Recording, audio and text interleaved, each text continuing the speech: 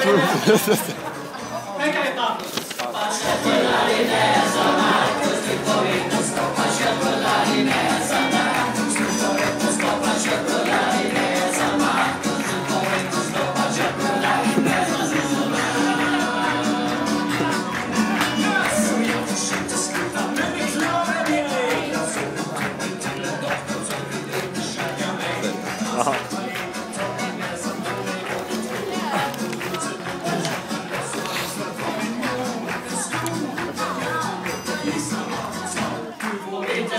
köttbullar i näsan. Du ska få köttbullar i näsan.